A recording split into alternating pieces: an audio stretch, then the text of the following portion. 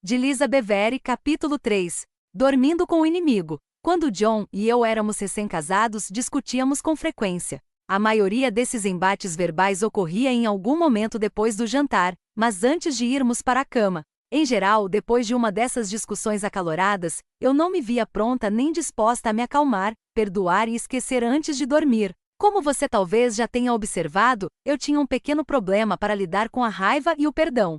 Fazia greve de silêncio, intercalada por pesados suspiros, depois me atirava na cama e virava as costas para John. Mas eu me posicionava tão perto da beirada de nossa cama queen size que meus joelhos ficavam para fora. Queria ter certeza de que nenhuma parte de meu corpo encostaria nele. Depois de alguns minutos de silêncio mortal, em que eu me ajeitava exageradamente, John costumava dizer: "Deixa disso, Lisa. Vamos orar." "Eu posso orar sozinha. Muito obrigada", bufava eu, em resposta, sem me voltar para ele. Seguia-se mais um tempo de silêncio no qual eu fingia estar dormindo. Às vezes John também permanecia deitado em silêncio, outras vezes, ele saía do quarto e depois voltava para resmungar e se revirar na cama. Então, de repente, ele saltava da cama como um super-herói. Acendia as luzes e arrancava o edredom de cima de mim. "Não vamos deixar o sol se pôr sobre nossa ira", anunciava ele. Com autoridade, eu já havia passado por isso muitas noites antes. O sol já se pôs. "Devolva as cobertas." E eu puxava o edredom da mão dele, não, retrucava John. "Nós precisamos orar." Então, entrávamos em um cabo de guerra com o edredom. Por fim, John me vencia pela exaustão, e eu orava de má vontade e com o coração endurecido, algo do tipo: "Perdoo meu marido como um ato de fé, pois quero que ele pare de me atormentar e me deixe dormir." No dia seguinte, John acordava feliz e descansado, enquanto eu acordava exausta e mal-humorada. Ficava com raiva porque ele tinha dormido bem, e eu não. Eu não dormia bem porque ainda estava cheia de ira. Com ou sem oração, eu não sabia como renunciar à minha ira até sentir que a outra pessoa fora suficientemente castigada ou que meu lado da discussão tivesse sido adequadamente verbalizado e compreendido. Eu também precisava de garantias que eu considerasse satisfatórias, de que o delito não se repetiria. Por vezes eu cobrava algum tipo de penalidade, penitência ou promessa. A esta altura, já deve estar claro porque aquele breve período entre o jantar e a hora de dormir não era suficiente para completar satisfatoriamente esse processo. Como uma mulher em um daqueles duelos de faroeste antigo, eu ia dormir sem ter acertado as contas. Ainda havia uma dívida a ser paga. Antes de irmos para nossos trabalhos pela manhã, também não havia tempo suficiente. Em geral, eu ainda estava em modo zumbi. Por entre pálpebras pesadas, eu lançava olhares fascantes para meu marido feliz e seguia cambaleante até o chuveiro, na esperança de melhorar minha disposição com um banho. Depois, quando ia tomar café, eu dava continuidade àquela greve de silêncio e acrescentava alguns suspiros devidamente calculados, caso John não estivesse percebendo o meu desagrado. Por fim, ele entendia. "Aconteceu alguma coisa, meu amor?" perguntava ele. "Sim", respondia eu, em voz baixa. "Pensei que tínhamos resolvido tudo ontem à noite." "Não resolvemos nada. Só queria que você parasse de me irritar e me deixasse dormir", retrucava eu, com raiva. "Preciso ir trabalhar." Batendo o pé com uma determinação renovada, eu subi as escadas. Retomaríamos a discussão depois do trabalho. Eu teria o dia inteiro para pensar nos argumentos que usaria à noite. Quando chegávamos em casa, sempre tínhamos outro desentendimento, dessa vez acrescido da briga da noite anterior e possivelmente da noite antes daquela, e da outra noite. E assim por diante. Uma vez que eu não resolvia a ira em relação a meu marido, sentia-me perpetuamente ofendida. Estava sempre chateada ou pronta para ficar chateada. Saiba quando abrir mão. Uma parte importante de você estar irada e não pecar é reconhecer o momento de abrir mão da ira. Perpetuar a ira prolonga o pecado, que por sua vez estende o rancor, intensificando, assim, a reação de ira. Deixamos de tratar de uma ocorrência que causou descontentamento e passamos a lidar com o acúmulo de incontáveis infrações cometidas contra nós. Somos, repetidas vezes, atingidas pela mesma ofensa até que a situação deixa de ser apenas uma lesão e se torna uma ferida de punhalada múltipla. Consideremos em maior profundidade o que Efésios 4:26 diz: "Apaziguem a sua ira antes que o sol se ponha." Aqui encontramos um princípio físico e espiritual de grande valor. Quando vamos dormir chateadas, acordamos irritadas. Quando não oferecemos misericórdia a outras pessoas na noite anterior, temos dificuldade de receber a misericórdia de Deus pela manhã. Salmos 59:16. Davi, em um de seus salmos, advertiu sobre o perigo de convidar a ira para dormir conosco. Perturbai-vos, em outras palavras, iraí-vos, e não pequeis. Falai com o vosso coração sobre a vossa cama e calai-vos. Salmos 4:4. Esse guerreiro que cantava e tinha um coração que agradava a Deus compartilhou essa palavra de sabedoria que transcende épocas e culturas. Com base em sua experiência, ele nos admoestou: perturbai-vos e não pequeis. Falai com o vosso coração sobre a vossa cama e calai-vos. Na versão em inglês, Davi usa termos no plural, camas e corações. A maioria de nós dorme em uma cama só, e cada um de nós tem só um coração. É provável que ele soubesse que a maior parte da ira se passa dentro de relacionamentos e estivesse tratando disso. Esses relacionamentos abrangem casais, membros da família e amigos. Na época de Davi, não era incomum as pessoas casadas dormirem em camas separadas. O rei está dizendo a seus súditos que devem ir para suas respectivas camas, aquietar-se e com toda a calma, sondar o coração e apresentá-lo a Deus. Aquiete-se e saiba que Ele é Deus. Há um convite para honrar a Deus, para nos aquietar e saber. Saber o quê? Saber que Ele é Deus ao permitir que Ele se revele em meio à nossa aflição, aos nossos conflitos ou às nossas crises. Ele deseja ser a última palavra que você ouve antes de pegar no sono. Na quietude, não diga mais nada, não tenha a última palavra. Não justifique seu posicionamento. É hora de ter o entendimento e a perspectiva de Deus, e colocar de lado todos os argumentos. Com frequência, orar e meditar diante de Deus é muito mais uma questão de ouvir do que de falar. Não posso me purificar em minha enxurrada de palavras vociferadas e cheias de raiva.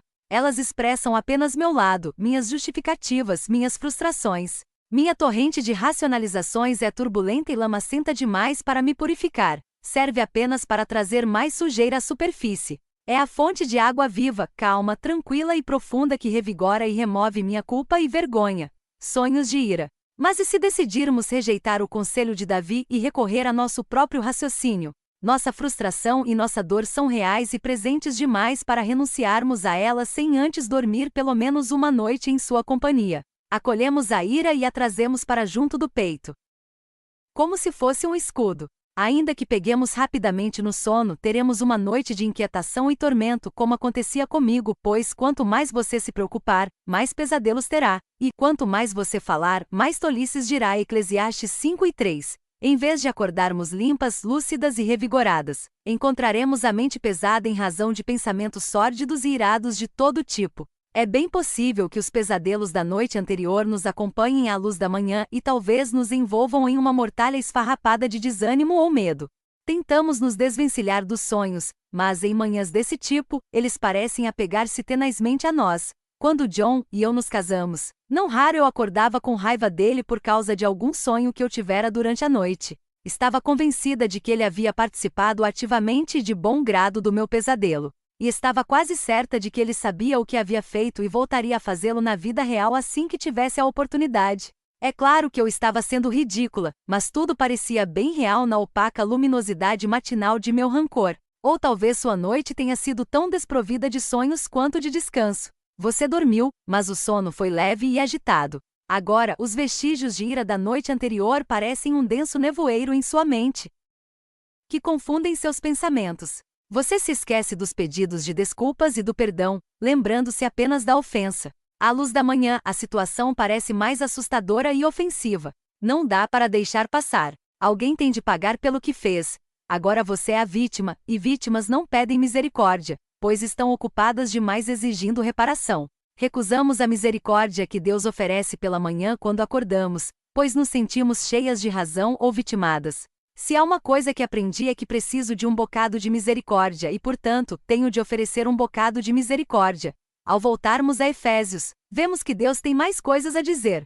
Quando vocês ficarem irados, não pequem. Apaziguem a sua ira antes que o sol se ponha, e não deem lugar ao diabo. Efésios 4, 26 e 27.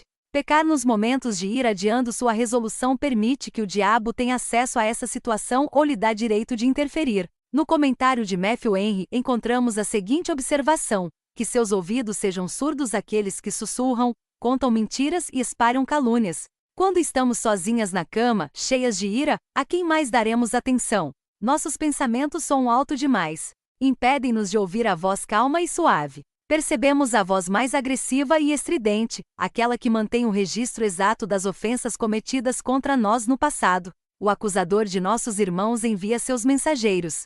Eles sussurram alto em nossos ouvidos enquanto tentamos pegar no sono. Intensificam o ataque e incluem mentiras e calúnias, ao mesmo tempo que repassam imagens de mágoas e dores do passado. Em seguida, projetam possibilidades futuras de conflito, e quando acordamos, sentimos-nos exaustas, aborrecidas e profundamente ofendidas. Não se esqueça de como a Bíblia descreve o diabo: sejam sóbrios e vigiem. O diabo, o inimigo de vocês, anda ao redor como leão, rugindo e procurando a quem possa devorar. 1 Pedro 5:8.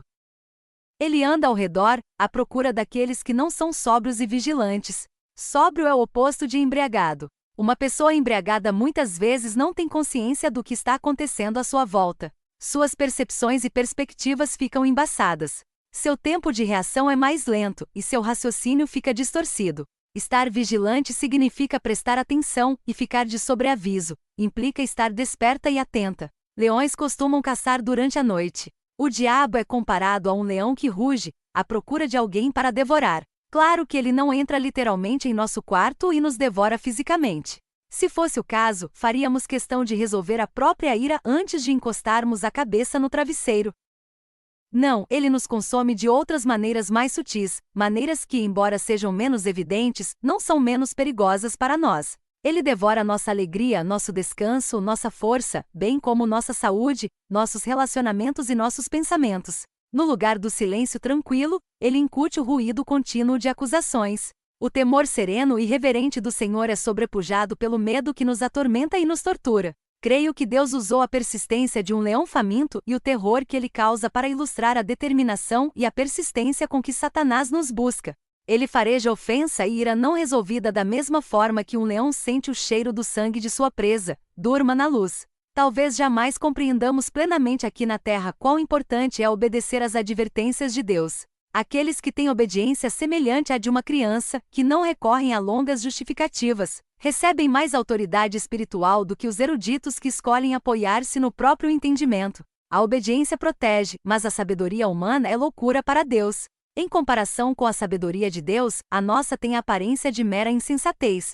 Eu moro no Colorado e, se um guarda florestal batesse à porta de minha casa e avisasse que um urso selvagem e esfomeado está à solta em nossa vizinhança, eu não apenas daria ouvido às palavras do guarda, também lhe pediria para sugerir algumas precauções úteis. Se ele dissesse: é importante dormir com as luzes acesas esta noite, eu seguiria sua instrução, embora sempre prefira dormir no escuro. E eu continuaria a dormir com as luzes acesas enquanto o urso não fosse capturado ou morto. Deus deseja que durmamos na luz de sua verdade, quer a compreendamos plenamente ou não. Se somos advertidas de modo tão sucinto a ser sóbrias, vigilantes, atentas e autocontroladas, é sábio darmos ouvidos a essa advertência. Aprendi essa lição do modo mais difícil. Eu imaginava que fosse mais sábia e que conseguisse dormir mesmo quando estivesse com raiva. Não foi algo que começou quando me casei, já estava presente em minha infância e na juventude. Eu tinha o hábito de ficar deitada na cama, meditando sobre a ofensa. Pensava em vingança e em minha ideia de justiça. Não era cristã e, portanto, no curso de minhas amarguradas reflexões, eu não refletia sobre a sabedoria de Deus e sua instrução. Permitia que o modo de pensar do mundo ditasse minhas atitudes e reações. Estudos comprovam que a maioria de nós desenvolve a reação de ira no início da infância. Os padrões são definidos por meio de reforço positivo ou negativo. Aprendemos a fazer o que funciona ou que leva outras pessoas a nos dar atenção e repetimos esse comportamento com tanta frequência que ele se torna um hábito. Algumas de vocês talvez tenham tomado a perigosa decisão de ir para a cama com raiva por ignorância, como eu fazia quando criança. Outras talvez conheçam a verdade, mas escolham sua própria sabedoria. Outras ainda talvez escolham não ir para a cama iradas com outra pessoa. Sua ira é contra si mesmas. Vão dormir decepcionadas ou chateadas consigo mesmas e imaginam que ao castigarem a si próprias durante toda a noite, acordarão diferentes, transformadas. Mas não é isso que acontece. O castigo repetido a cada noite não é construtivo, é destrutivo. Engana-se quem imagina que a ira só é destrutiva quando se volta a outras pessoas. Quando eu não estava aborrecida com meu marido, muitas vezes estava decepcionada comigo mesma.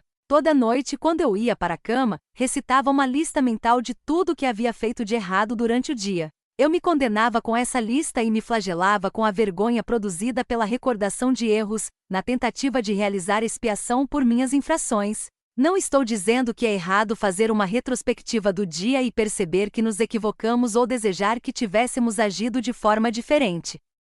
É saudável deixar que o Espírito Santo traga à lembrança palavras ou atos que o entristeceram. A melhor forma de fazer isso, porém, é na quietude de nosso quarto, lendo a Bíblia ou entrando em comunhão com o Senhor em nosso coração. Aquilo que eu fazia, e aquilo que eu temo que muitas de vocês façam, era me repreender durante a noite e então, deixar que o peso da culpa me sufocasse enquanto eu dormia. Pela manhã, permitia-me orar e pedir perdão, mas, a essa altura, a culpa era tão intensa que eu tinha dificuldade de crer que as misericórdias do Senhor se renovam a cada manhã. Por exemplo, se eu ficava decepcionada com a maneira que eu tinha tratado meus filhos durante o dia, eu me condenava fortemente. Eu devia ter sido mais paciente.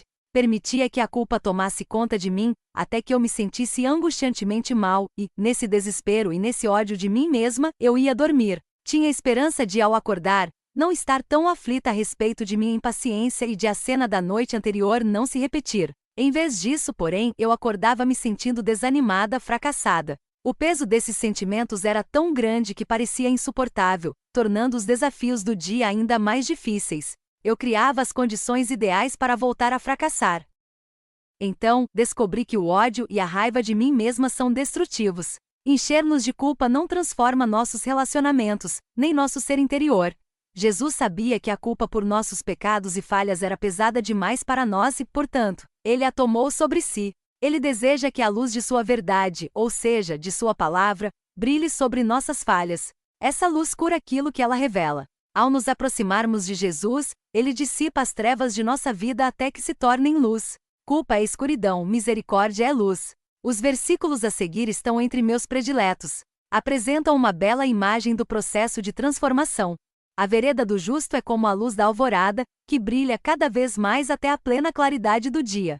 Mas o caminho dos ímpios é como densas trevas, nem sequer sabem em que tropeçam. Provérbios 4, 18 e 19. Em um capítulo mais à frente, trataremos da questão importante de perdoar a nós mesmas. Por ora, precisamos ter consciência de que estamos trilhando a vereda do justo. Embora não sejamos perfeitas, estamos caminhando rumo a um dia perfeito. Versículo 19. Este é o momento de deixar que seu coração seja purificado. Convido você a aceitar a palavra e a sabedoria de Deus e a orar comigo. Pai Celestial, eu me dirijo ao Senhor em nome de Jesus. Cometi o erro de dormir com o inimigo. Por favor, me perdoe. Não vou mais dormir com raiva, culpa ou ira. Não vou mais permitir que a escuridão envolva meu coração. Quero que a luz de sua palavra e de seu amor permeie meu coração com a verdade. Permanecerei em tranquilo silêncio em minha cama e buscarei sua direção. Tomarei para mim a promessa de sua palavra. Quando se deitar, não terá medo, e o seu sono será tranquilo. Provérbios 13, 24. Humilho-me em obediência, debaixo de sua mão poderosa. Resisto ao diabo, que terá de fugir das partes de minha vida em que dei lugar a ele. Peço que o Senhor me proteja enquanto eu durmo, pois em paz me deito e logo adormeço, pois só tu, Senhor, me fazes viver em segurança. Salmos 4 e 8.